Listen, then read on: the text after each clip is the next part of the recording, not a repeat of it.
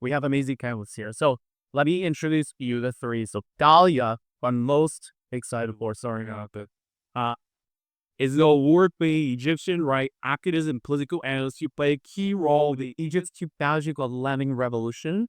She was recognized by CNN as one of the third world 8 agents of change and by the Daily East as one of the 70 bravest bloggers in the world. Her outspoken support for liberal democratic values and for Israel has forced her to flee Egypt following death threats, gun threats, and some accused her daughter out of Egypt and saved her life. Today, she serves as a senior fellow for researching diplomacy at the Jerusalem Center for Security and Foreign Affairs and continues to inspire change across the Middle East. A fun fact about Dalia, Barack Obama calls her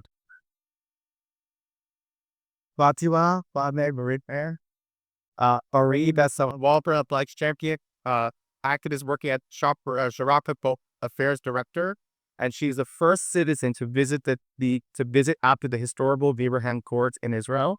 Award as Peace Ambassador from the European Commission, and just an amazing person, advocate. Thank you, Colin. And Jared Bowser, Benescrales, okay, is Israeli Lebanese Christian LGBTQ activist, a public diplomacy advisor, renowned for his public advocacy for minority rights in Israel. Born in South Lebanon to a Christian led Lebanon as a child, and his father's role in the Southern Lebanese army put their lives at risk, eventually climbing refugee in Israel. Today, Jalani serves as a leading voice on U.S. campuses during cultural revival initiatives like the Christian Economic Council and Missouri Duty. Thank you, Paul. All right. Thank you. Come on, your mic. Oh. Inside.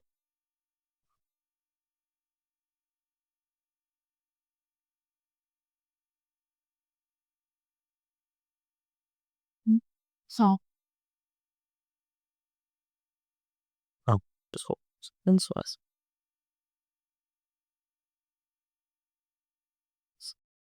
Just hold it for me. So before we start, this is my Arabic. Jaliatsuna al Yabuli Tarbidi. Ah, better. Thank you. There's some more. Was part of a deal. Did you actually install and preview? So I just want you to give the background of the audience, a community, a brief background about who you are and why you're so committed to supporting the Jewish cause and Israel as a cause. Talia, Right. Okay. So, first of all, it's okay. I sound. oh, it's open. It's open, yeah, but all my mics are not working yet. Okay, thank you. So, thank you so much for having us here today. I mean, this synagogue is beautiful. It reminds me of synagogues in Cairo, actually, very much like the classic decor and everything, decoration. I mean, it's beautiful. So thank you, IAC, thank you, Sharaka, and thank you, Gair. You are amazing, and if you see how he prepared for all this, he's just amazing. He's the best, literally. So thank you for coming also today to listen to us. And I want just to start by saying we're here mainly to get you a message of hope, telling you that this fight the Jewish people are going through these days for 15 months now and even longer than that is not only your fight, it's our fight, including us as people who belong to other religions, who belong to other groups, or to other backgrounds. We share the same fight with you against the powers of evil. Because as much as they hate you, they hate us as well. As much as they want to hurt you, they want to hurt us as well. That is the reason why I stood up for the victims of October 7th, because it was impossible to speak up when it happened. Especially that I saw the videos. So my story started like I was just like everyone else in Egypt, growing in a very conservative society, not conservative religion wise, but actually when it comes to Israel, it's mainly conservative. I grew up hating Israel, thinking, the Jewish people are the enemy, Israel is the enemy. Until I was 18 years old and I joined at that time, it was a year of the second Intifada. I joined the protests that were calling for, ending the Israeli occupation and all of this stuff. I was just like one of the people you see on your campuses here right now. Until one day, while participating in the protests, the people organizing the protest did something so severe that I couldn't tolerate. And this something that was so severe is that they burned the Egyptian flag after burning, of course, the Israeli and the American flag. For me, it was so shocking, and actually, I knew later that these organizers are the Muslim Brotherhood. It was so shocking, and this was my moment of cognitive dissonance. So I took a step back and I said, I will educate myself about Israel, about Judaism, about the geopolitics of the Middle East, about Islamists. And since then, it has become my goal in life to fight against Islamists and work for Muslim Jewish dialogue and Arab Israeli dialogue. In the process, I met amazing people, like one of my great day friends here, who was also on that he Jewish. He was on the other side of the aisle. Like me, I was trying to reach out to Jews. He was also trying to reach out for Arabs. And this is how he met. I call him the fate of my life, like the love of my life, you know? And actually, it's amazing. We met each other 17 years ago, and when the pike came and I found myself in Egypt chased by the radical Islamists, by the government, because I publicly condemned Hamas after what they did in October 7th. Daniel Pretus, my dear friend, was the first person to see on the case person take European and form my team to help me get out of Egypt in 5 hours before I was arrested or killed. So actually, this making you the hope that it's yes, it's a call of fight. But the beautiful thing is that as much as there are people reaching out from the Arab world or from our side of the world, there are also amazing people trying to make things happen on the other side.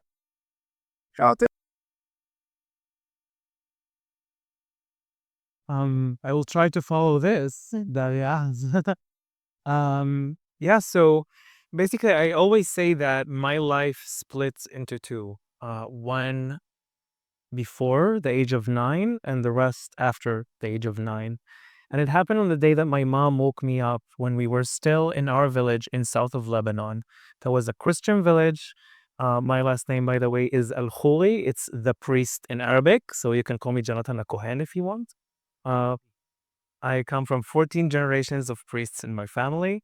And my mom woke me up on that day and she told me, Jonathan, take something important with you because we're going to Beirut and we might not come back anytime soon.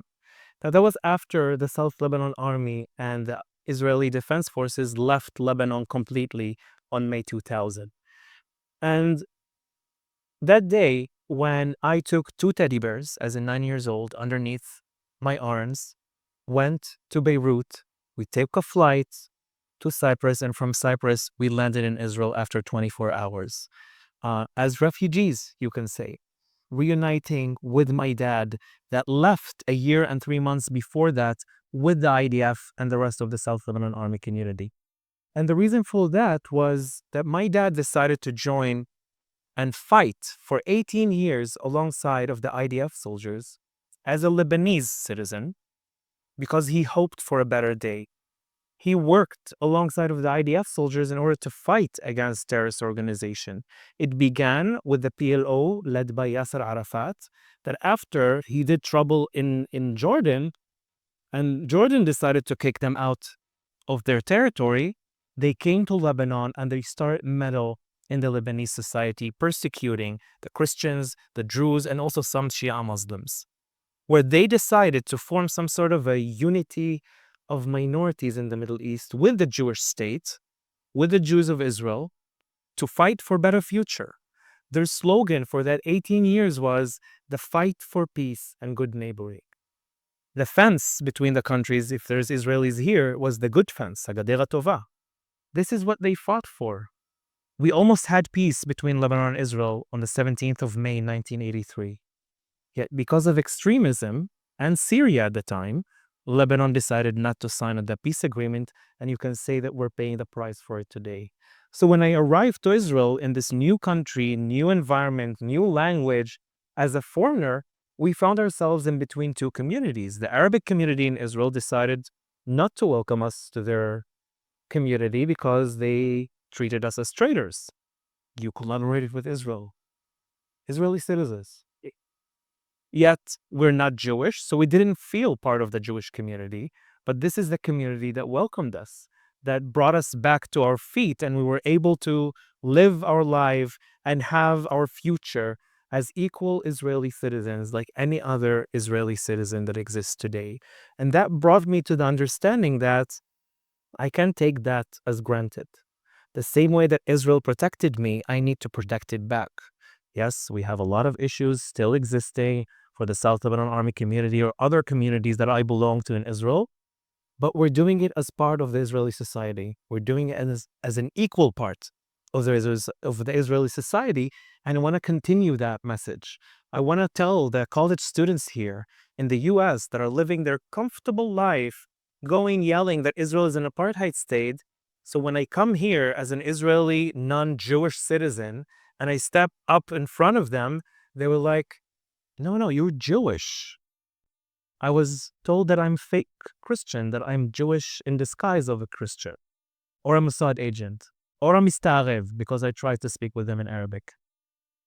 But yet, here I am, and it kind of went in a different level after October 7th, because October 7th was the moment that also for me, it was connected, that experience, that DNA of survival, because one of the first things that my mom said after October 7th was that was the same thing that happened to us in Lebanon in the 70s by Palestinian terrorists. The same way that Hamas infiltrated Israel, butchered Israeli citizens in their sleep, that was my mom's experience. And I couldn't stay silent. I had to speak up even more louder than I used to speak before. And this is something that I'm doing for the future of humanity, not just talking about our territory or just Israel and the rest of the countries. Because if you stand for humanity, you need to stand with Israel. Plain and simple.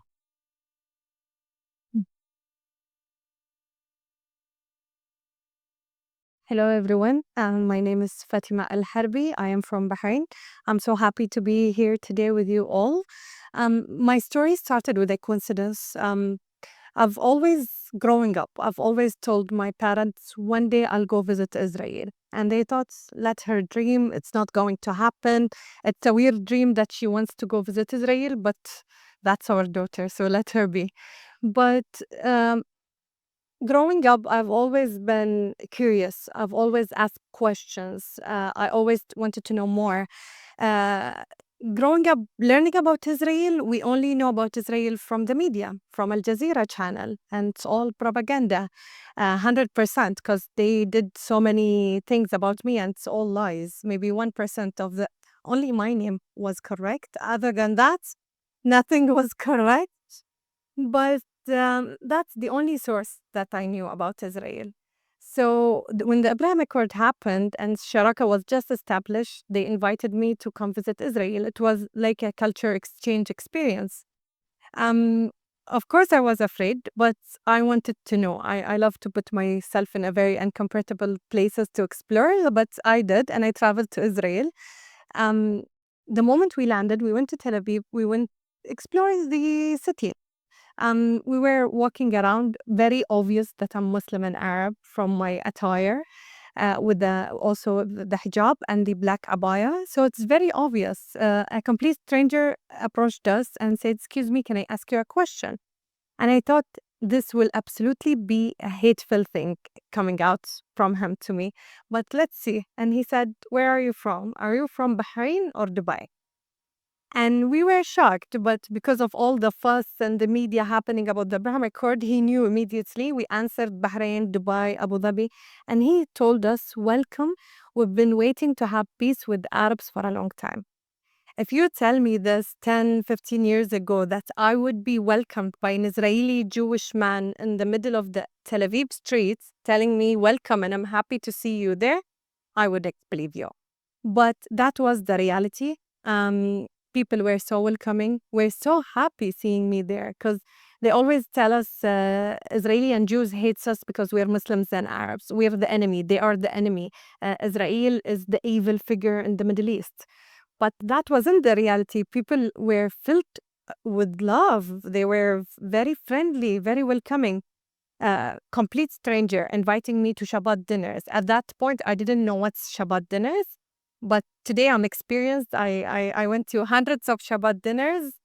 So I felt like a celebrity for a moment because everyone were happy seeing me there and taking pictures of me. I saw my face on all over the Israeli channels. But of course, as much as I received love, that put me as a target for hate, for people not wanting me to be there. People said I'm a traitor. I'm not a real Muslim, of course. I'm a Jew also. I'm part of a propaganda campaign for the Israeli government, and Israel has paid me millions of dollars to be there.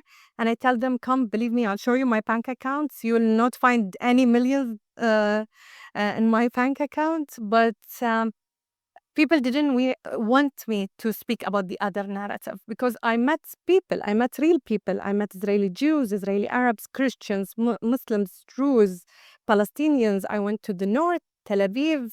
I went to Jerusalem. I went to Al-Aqsa Mosque because we always hear stories that if you're a Muslim, and it's very obvious that you're a Muslim, if you go to Al-Aqsa Mosque, you'll get beaten by the IDF or the security or the police, and they won't let you in and pray.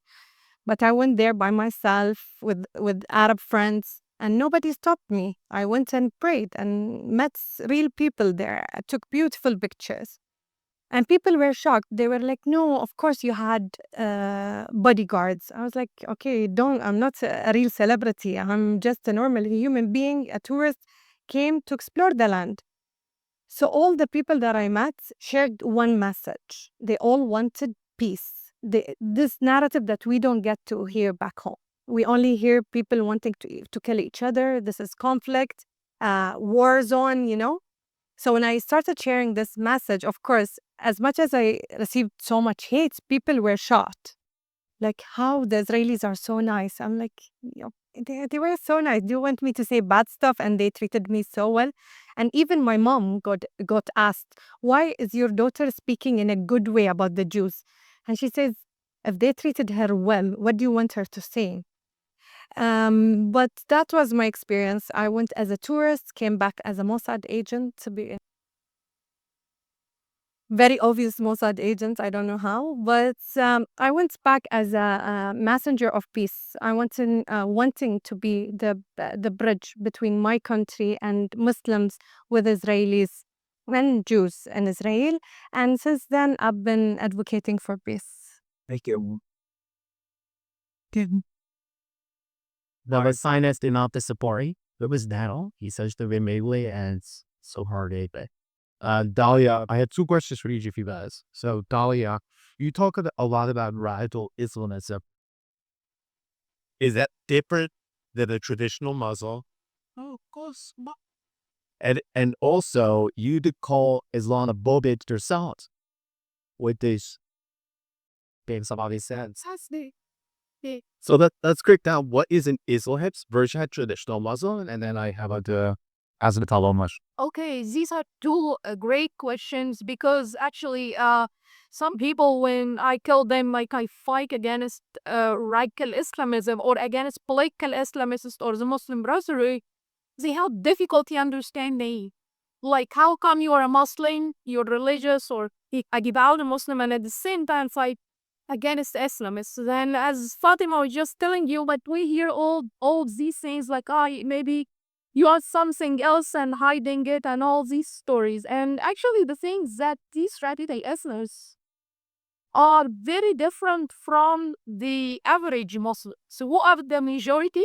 However, the average Muslims don't have the power to be organized. They don't have the funding that radical Islamists has. They don't have also a global jihad to be the center of their ideology and make them come together. Moderate Muslims are usually ordinary people who are practicing religion individually, They don't try to impose it on other people. They focus more on the spiritual side of Islam more than on the political side of it or the historically even political side of it. And this is what you can see in the Muslim and Arab countries. However, radical Islamists, it's a wide spectrum of Islamists who are abusing religion in order to achieve political goals. And this differs, like the spectrum of radical Islamists is very wide. It goes from jihadists, violent jihadist groups on the very far right, like ISIS, Al Qaeda, and these groups, and then the Salafists who are not very much jihadists, but still they adopt the same ideology. And then we have the political Islamists like the Muslim Brotherhood, and we have also the official Islamists, which are institutions owned by states that are playing a role of influencing the public or manipulating the religious piety among the public Muslims in order to serve the interests of a certain state. One major example is Al-Azhar in Egypt, for example. Political Islamists is one major example. For them is the Muslim Brotherhood. I'm sure all of you know about it. Jihadists and Salafists, we also know very well about them. They are everywhere. We have also a parallel spectrum for the Shia Muslims. But one major manifestation of it is the Islamic regime in Iran and its affiliated militia all over the region, hurting Arab countries and hurting Muslims as well, under the flag of fighting against Israel. And here I want to highlight one major thing which may explain to you why there is so much hate among Muslims towards Israel. Is because radical Islamists, they wanted to find a central cause that they can use as center for their ideology and also as a tool to recruit other Muslims and attract them to join their radical movements. And the easiest thing they could find was to capitalize on what the Pan-Arabism movement did before them by referring at Israel as the enemy, as the main enemy to all Muslims, the main enemy to all, as it was before that, the main enemy to all Arabs. So they just did that, and they can notice even now the rhetoric is not about non-fight pause in the 1950s and 60s, let's liberate Palestine from the hands of the Western imperialist Israel. With the Islamists in the 1980s and after, it has become let's liberate Al-Aqsa Mosque or Jerusalem or Muslim holy sites from the hands of the Jews. And they turned that into a Muslim-Jewish conflict, which is, I believe, the main reason for the misery we are living today, not only in the Middle East, but here in the West as well. So in the 1950s, pre-1950s was a factual act. Post-1950s, the defiance Jewish today. Yes. Yeah. Not post. I mean, okay. Very quickly. I'm putting on. Keep like an image. If you keep in your mind, you understand everything that's happening around you, especially in this conflict. So really, really focus with me. And She's an amazing teacher, by the way. She's incredible. thank you. So I have a theory that's called the 3 layers of the Israeli-Palestinian conflict. The theory goes as follows. The Israeli-Palestinian conflict started as a territorial conflict, like any other conflict we see anywhere on this planet Earth. It started as 2 people fighting over a piece of land and each one's claiming the ownership of this land. And it could have been resolved really easily if it was limited only to this level. And one proof why it could have been solved easily, because when this territorial conflict was at its peak in the 1920s, 30s, and 40s, Arabs and Jews were fighting inside this territory between the river and the sea, but all Arabs and Jews outside of it, all over the Middle East, they were living in peace, living very happily together. In my home country, Egypt, the superstars in the cinema, the singers were Jewish. The famous businessmen are Jewish, and nobody heard them. However, in the 1950s and 60s, the second layer of the Israeli-Palestinian conflict was built, which is the Arab-Israeli conflict. How it was built, a gentleman called Gamal Abdel Nasser came to power in Egypt. He was a military officer, and he had big ambitions to rule the Arab world, not only Egypt. So he needed an enemy to unify Arabs, because Arabs are not same, by the way, are not very hard to unify them. So who was the easiest thing to reform at that time? It was Israel, the new old state of Israel. And of course, because of his communist ideology, he called it the Western imperialist entity that came to the Middle East to destroy us. And hence, the Arab-Israeli conflict was built. Now it's a conflict between all Arabs and all Jews, and Israel in particular. And this was the era we saw discrimination against Jewish Egyptian, Jewish Iraqis, Jewish Arabs. And they were pushed outside of their countries and went to several places, including Israel. Then in the 1979, something really, really interesting happened in the region, something massive, which was the success of the Islamic Revolution in Iran in breaking down the Shah and taking power. This inspired other Islamist groups, political Islamist groups all over the region, to also see political role beyond their local communities. And to do that, to succeed in what the Islamic Revolution in Iran did and copy their example, they needed a common enemy to recruit people and mobilize people around. Who is the easiest enemy to refer to? It's Israel. And then they changed the narrative to become, let's liberate or let's fight against this Zionist Jewish entity that is hating the Muslim and wants to destroy the Muslims and is already destroying their holy sites and so. And at that time, this was the birth of Hamas, the birth of all the other terrorist organizations like the Islamic Jihad and so. That is fight, and Hezbollah and so that is fighting against Israel from a religious point of view or for religious reasons, for Islamic reasons. And all of them are called the Islamic Resistance Movement in Lebanon, Hezbollah, the Islamic Resistance Movement in Gaza or in Palestine, which is Hamas and so on. So this turned the conflict into a Muslim-Jewish conflict, which is we are living today. That's why you can find on American campuses here someone who is, let's take from Southeast Asia or Pakistan, hating you just because you are Jewish, although they are not from the Middle East. What the Abraham Accords did, which was really amazing, is that it undermined the Arab-Israeli conflict layer. It showed Arabs that it is possible to have peace with Israel without necessarily caring about solving the territorial conflict. What we were waiting for is that the Saudi-Israel normalization would dismantle or undermine the Muslim-Jewish layer. However, unfortunately, Iran and Hamas intervened just in the right moment, just before the deal was about to happen between Israel and Saudi Arabia, and destroyed everything and brought us back to the crisis of the fact, or the crisis that this conflict is a Muslim-Jewish conflict that we are trying our best to deal with now. So I hope this helps you understand the conflicts. I was trying. Sorry about that. And well, that's the person only said that, so we get explicit bounce at here. Jonathan, you're Lebanese. You're a Lebanese Christian. Israel, just there, Lebanon. And as an FYI, did you ever feel that the Israel's actions against Lebanon were perceived as an attack on your personal people? Oh, not at all. Because when Israel attacked in Lebanon throughout this latest war, it was a direct attack against Hezbollah territory and Hezbollah military people.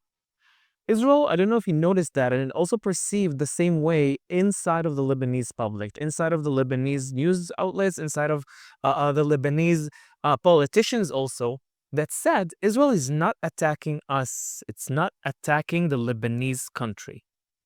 Israel, which have a right to defend its citizens, is attacking Hezbollah at Hezbollah territory in south of Lebanon, in the Bekaa, in the valley area of Lebanon, where it's connected to Syria, and also in the Dahia of Beirut, where it is 100% Hezbollah territory. These are the places that Israel hit in the latest war. That's why you didn't see the majority of the public opinion in Lebanon going against Israel. The first message that went out of Lebanon after Hezbollah decided to join Hamas on October 8th, firing missiles on the north of Israel, was Lebanon against the war. That was the majority of the people of Lebanon speaking out against Hezbollah dragging Lebanon to a war that has nothing to do with any Lebanese cause. Moreover, now after the ceasefire, you hear many Lebanese journalists saying every issue that Lebanon, the country, has with Israel is solvable through negotiations, not through war. And that's why I still believe till today that the Israeli country and the Lebanese country have no actual war between themselves. Because if you look at it historically wise, there was only one time in history when the Lebanese military fought against Israel. Do you know when was it? 1948. There is no documentation since then of an actual war between the Lebanese military and the Israeli military. Even when Israel entered the territory of Lebanon in 1982 till Beirut, they didn't fight against the Lebanese military. When they stayed in Lebanon till 2000 for 18 years, they didn't fight against the Lebanese military. That was never against the Lebanese military. That's why I stood 100% by Israel's right to defend me as its citizen. But also, you know what? It's defending the Lebanese people as well. And that's what the Lebanese people said to me after the ceasefire. It's like, it's not acceptable that Israel is doing a ceasefire. Israel started, Israel needs to finish the job. This is the Lebanese chutzpah here. Expecting others to do the work for you. Yes, along the list. Why do you think the Israeli army and the West Bank hasn't mobilized against what's called the apartheid state of Israel?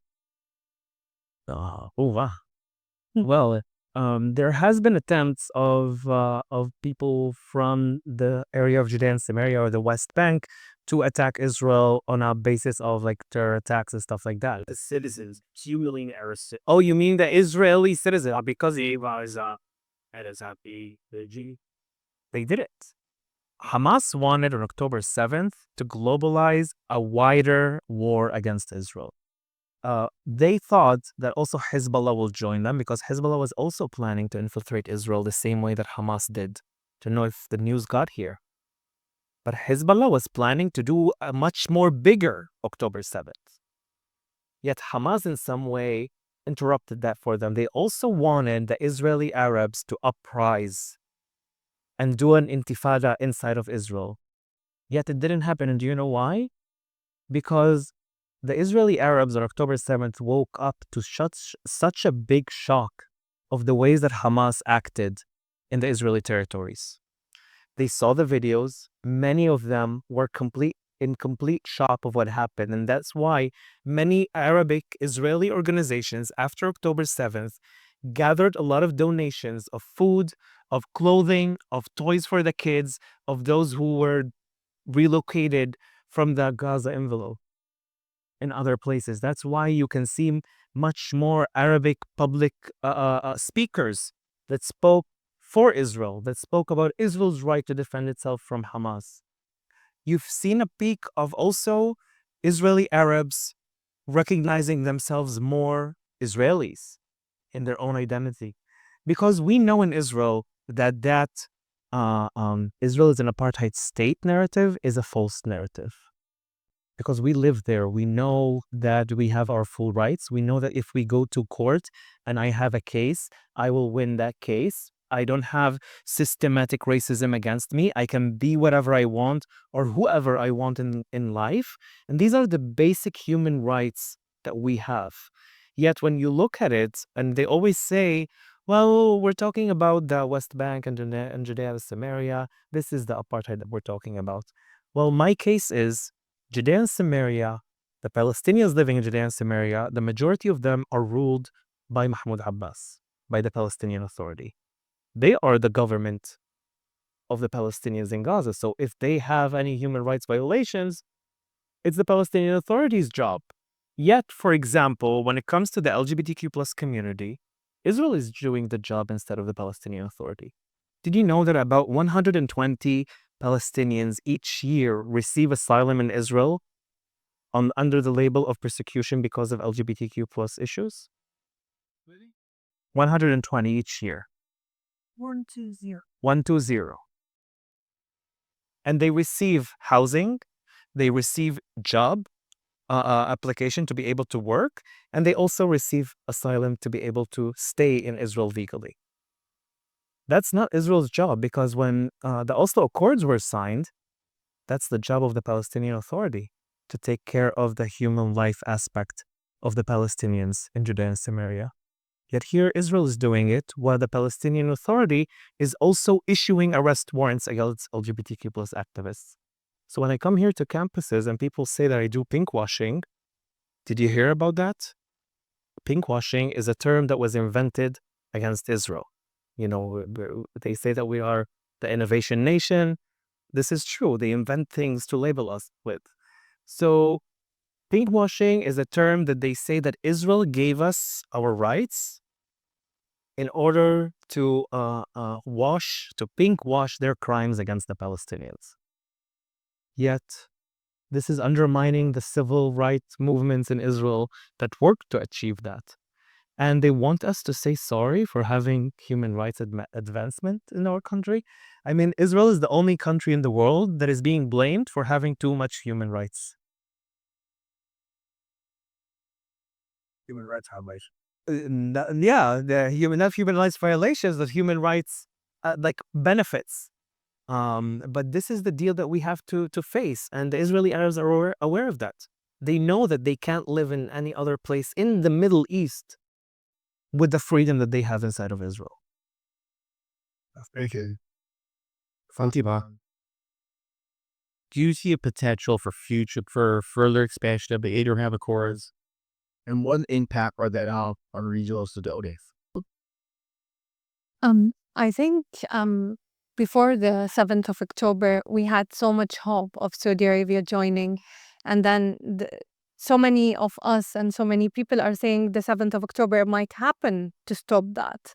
And we thought it did. We thought it did stop Saudi Arabia joining or other countries thinking about joining. And for me personally, as a peace advocate, I lost hope in the 7th of October, of course, because of everything I seen done to civilians, women, children. But then fast forward when people, even who were against Israel, spoke up, even if they still hate Israel and hate the Jews, spoke up because of what Hamas did to those civilians. And fast forward also a few days ago when they saw the coffins of Sherry and her children, people were shocked. Like, how can you be Muslim and do this to a woman and two babies? So even though they hate Israel to their guts, but they were like, this is not acceptable. So I think Hamas did a favor to the Abraham Accords, that so many people actually wanting the Abraham Accords now more than ever because of the things that they're doing to innocent civilians. So I'm hoping and I'm wishing and I'm expecting for the Abraham Accord to be expanding. And of course, if Saudi Arabia joins the Abraham Accords, it will change the whole region. Number one will be the stability of our region. It will not only benefit Israelis and Palestinians only. It will benefit the whole Middle East. And of course, the economy, the effect of Saudi Arabia and Israel joining together, it will have a great effect for the whole region. That's what we're hoping for sure. So what role does Saudi Arabia play? Yeah. Why are they so crucial? Why do you always talk about Saudi Arabia? Why are they able to negotiate Ukraine, Russia? Why are they able to negotiate across the board? Why are they such leaders? And on this flip side, who is Qatar? What is Qatar? Why big like Sudan? Why the instrumental and everything? So Saudi Arabia, it was like, and the Qatar of the, I think Saudi Arabia at the end having a role as a leader to the Arab nations, but also to the Muslims nations. So the role of Saudi Arabia is huge. It's beyond the Middle East. It goes to so many countries and more than 2 billion Muslims.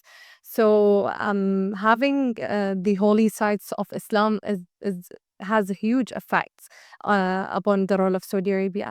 And I think, especially after Prince Mohammed bin Salman coming in with this vision of changing not only Saudi Arabia, but also the region, the neighbor countries, and affecting the whole Middle East.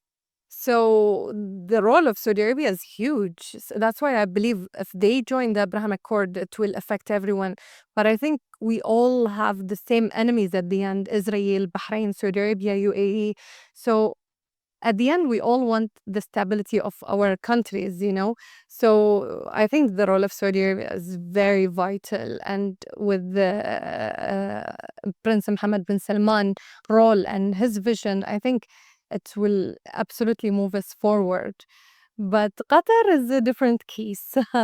Qatar, I think one of the reasons is Al Jazeera channel that I spoke about earlier. Uh, it spreads so much propaganda, and it doesn't only affect Israel, it also affects our countries, you know. In 2011, when the Arabic Spring happened, and so many people wanted to overthrow their presidents, prime ministers, Al Jazeera had so much effect to do that in Bahrain and wanting to cause instability in Bahrain. Thankfully, it didn't happen, but it caused a lot of issues. So Qatar is a very complicated situation. Maybe Dalia can speak about the geopolitics about it. Yeah, now throwing the ball in my court. So Dalia, do you want Dalia ski target? You like nice?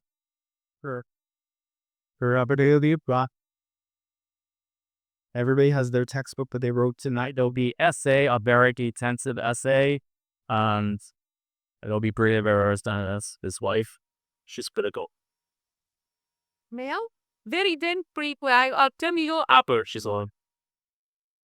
very briefly, actually, the issue, if you understand how the Gulf region was created, you will understand first why they were more keen to have Abrahamic Accords happen and why you're way different, or I would say way advanced than the rest of the region, to be honest. And also why Qatar is doing what it's doing. Basically, the Arab Gulf region was one family living in South Korea. And then because of the environment and the desert life and so, this family divided into several cousins cousins and brothers and so, who took their own personal families and uh, moved to other places looking for food and water and resources. And each of these families formed a tribe of their own. And each of these tribes, they went far from Saudi Arabia, of course, and then around the 1950s and after, they started to become states. And hence came most of the Gulf states, except of course for Saudi Arabia. It started a bit earlier. But in the 1950s, notice the date, which means most of the Gulf countries we know today, not all, were built after Israel already existed in the region. So they don't carry this ideology of war and fighting that countries like Egypt and Syria kept. Why Egypt and Syria in particular? Because Egypt and Syria have always been the leaders or the big sisters in the region, or we used to call the two pillars of the Arabs for so long, actually for decades, until the Arab Spring happened. For those who are younger and don't know what the Arab Spring is, it's a wave of revolutions calling for democratization in the Arab world. It brought down some dictators. I'm proud to say that I brought down the Egyptian dictator who was. I was one of the people leading the Arab Spring Revolution in Egypt. After that happened, the two beavers, the two big sisters, got weakened. And the only region that was not touched by the waves of the Arab Spring was the Arab Gulf region, the Arab Gulf countries. Why? Because of the nature of these countries. It's true they are monarchies, but because they are families, they are giving more rights to the people than it was the case in uh, dictatorships in other places in the region. So they remained strong and immune to the shots of the Arab Spring. Now we have among these families that formed the Arab Gulf countries, one family that has always looked at the rest of the Gulf countries as enemies. It first started by the natural tribal competition, like everyone wants to prove they are the better, to now, animos, this country is Qatar. Qatar refused to join the United Arab Emirates to become part of the United Arab Emirates. We said, we will have our own country, fine. Bahrain also has their own country and refused to join. But they did not carry hostility to other countries because this happened. And also another thing that many people don't know, the mother of the prince and Sheikh Tamim, the prince of Qatar, his mother has grown up learning and adopting actually political Islamist teachings. And she's the biggest advocate for political Islamism in the region. And actually, she transferred this to her son, who over time, Qatar has become the main advocate for political Islamism in the region. Part of it because he really believes that political Islamism is the solution, the Muslim Brotherhood, and part of it, the tribal competition with the rest of the Gulf region. That's why we have seen, for example, 10 years like Egypt, Saudi Arabia, Bahrain, and United Arab Emirates came together a few years ago to confront Qatar. And that's why now Qatar is supporting Hamas and throwing them a lifeline in the form of a ceasefire.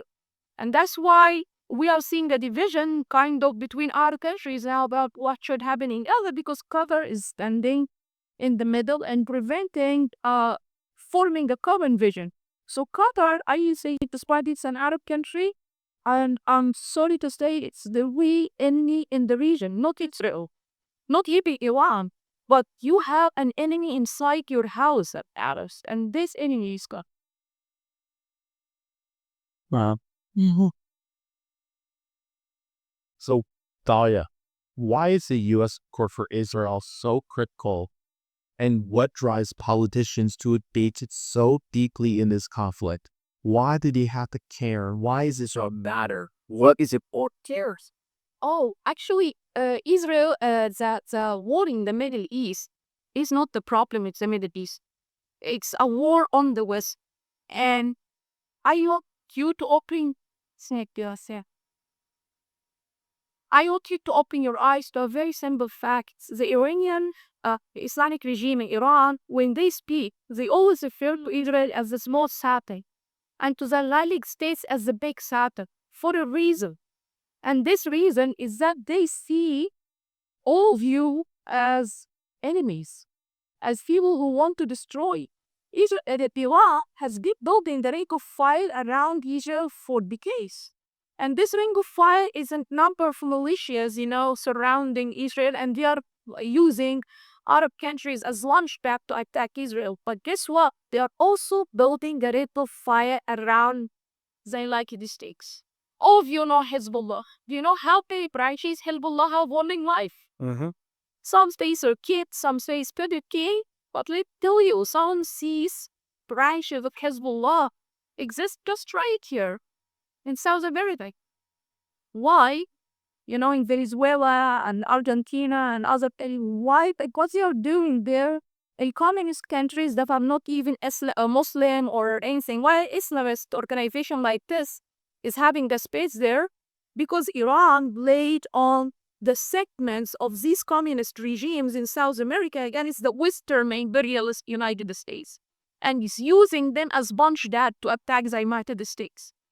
And I want to refer you to something unfortunately was underreported in the media. In July 2024, the Office of the Director of National Intelligence here in the United States issued a long report about the encampments that happened on American campuses and the protests and so, and they mentioned very clearly that there were Iranian agents in the protests on American campuses. What Iranian agents are doing here? Why they are joining the encampments? Well, they want to sabotage America from within. They want to destroy America, playing on that usual game of firing up anti-sentiment feelings and making everyone target the Jews inside the United States, which is one of the very few places where the Jews felt safe. So let's not make them feel safe here. Let's not make them feel safe in Europe and recreate the pogroms again, as we saw in recently, I mean, a few months ago, happens again, just happening again. Why? Because once we do that, it will eventually destroy the West. Because if you really look at the West right now, the Jewish people are playing a key role in making the West that we know today. So this is mainly, so you are the copy, be careful.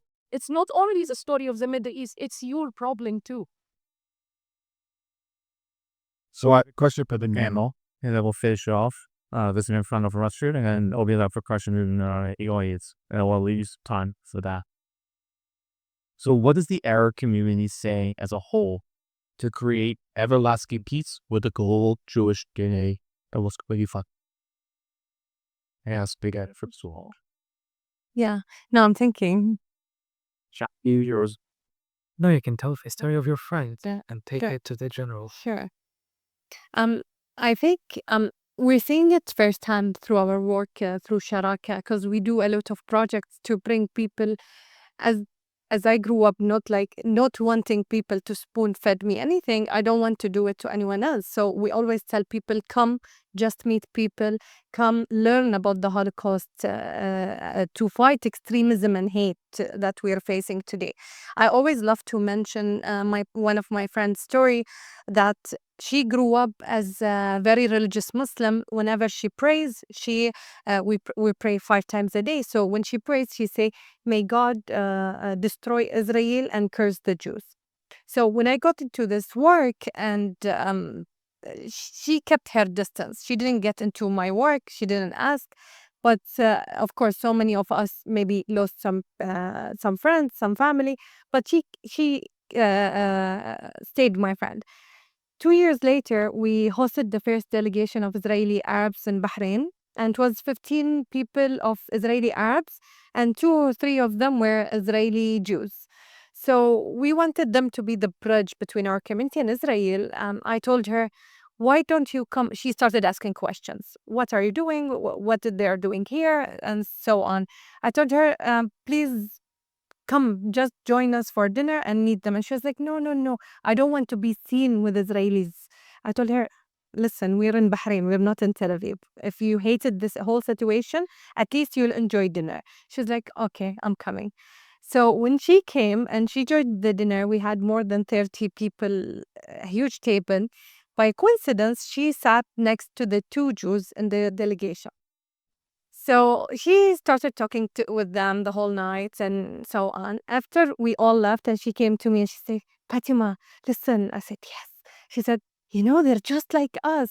I told her, "What did you expect to see?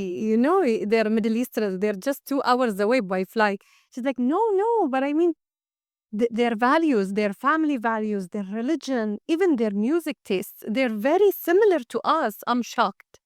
And since day, I always make fun of her that she's a recovered anti-Semite person. She stopped saying that prayer. Now she became a friend of Israelis and friend of the Jews, and she advocates even more than me to her family and friends. So we're seeing it firsthand when an average person meets an Israeli, and they open up, they speak about family, friends, music, and they see themselves in the other person, and which makes no space for hate. And I think that's what we're seeing lately after the Abraham Accord.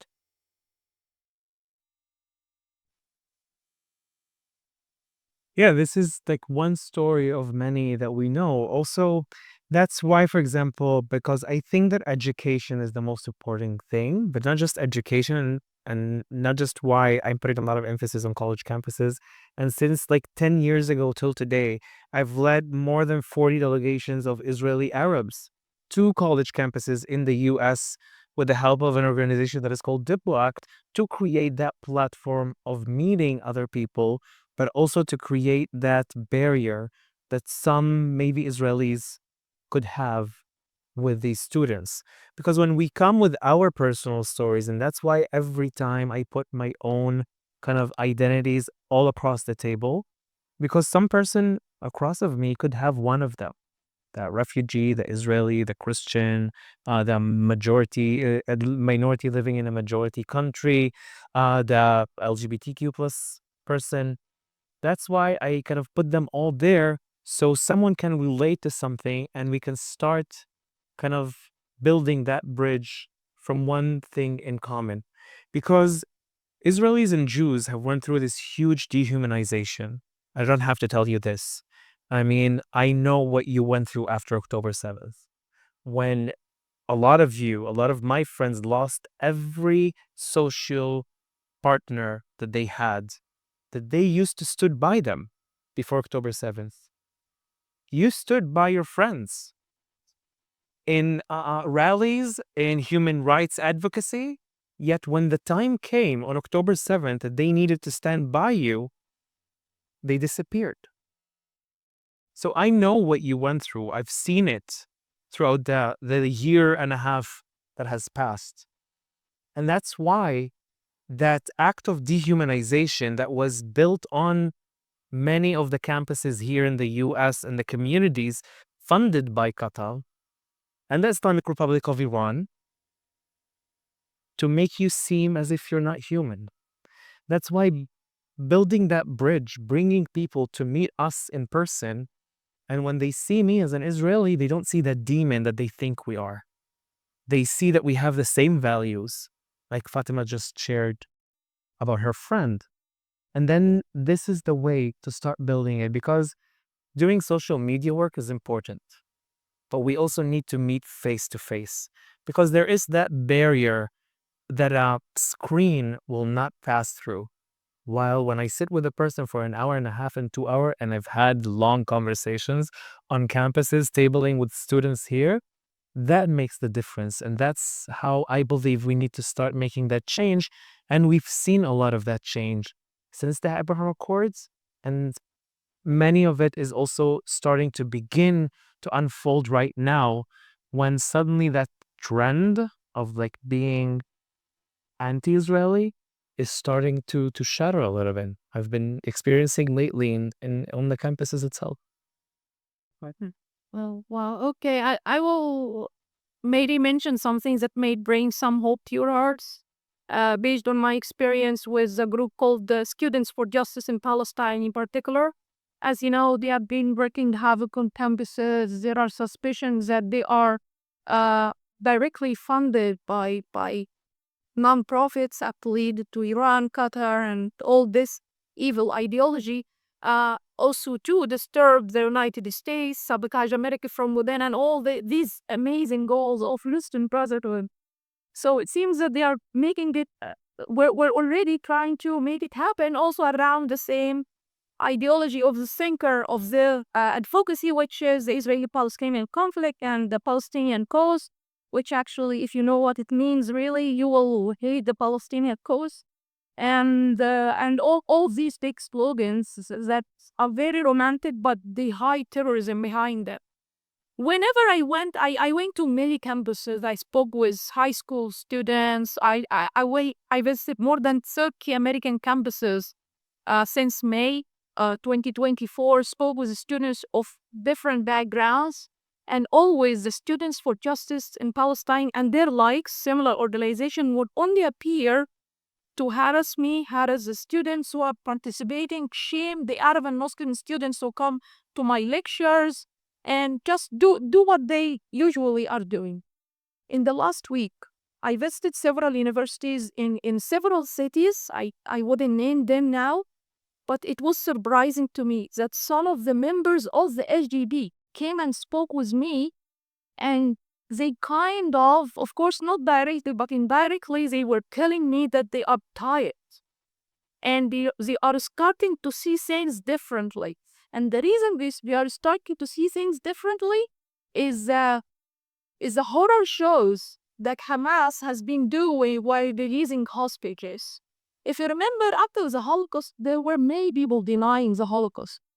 But when it started to have a face, real stories of free people. Because what you go and say to the family, like, there were 6 million people killed in the Holocaust. It's only a number. It's not human being. It's for them, it's not flesh and blood. But when you say, Anna Frank, a child was killed in the Holocaust, this and that was just a young man or a teenager who was taken to a concentration camp, and you tell their stories at background, people started to sympathize with the victims of the Holocaust and re-acknowledge that something called the Holocaust happened. The stupid Hamas just did the job by hoping the shows they are doing. Everyone was denying, and in the Arab world and in the Muslim world, that October 7 happened. They said, oh no, it was only a clash between Israeli soldiers and Hamas militants. They even attacked me when I said civilians were killed that day, and they were burned and babies, harmed and so. Now, because Hamas is making a show of every hostage they are releasing, including dead bodies of children, toddlers, they showed the world a proof that actually these horrors has happened on October 7. And now everyone is leaking that. They made it very difficult even for their sympathizers and LGBT and other groups to say we still support this. Of course they cannot support this. No one can support them anymore. So I think, yes, we are living in a very difficult time, but I hope this small change that's happening in the hearts and minds of the young people who sympathized for Gaza, had sympathy toward the Gazans for humanitarian reasons, or because they are brainwashed, they are witnessing their cognitive dissonance moment right now, and they aren't changing. They aren't changing, and I want this to bring hope to your heart that it's only a matter of time until this nightmare we are living in will be over, and the Jewish people will not only survive but also thrive again, as it has been the story for millennials. Give me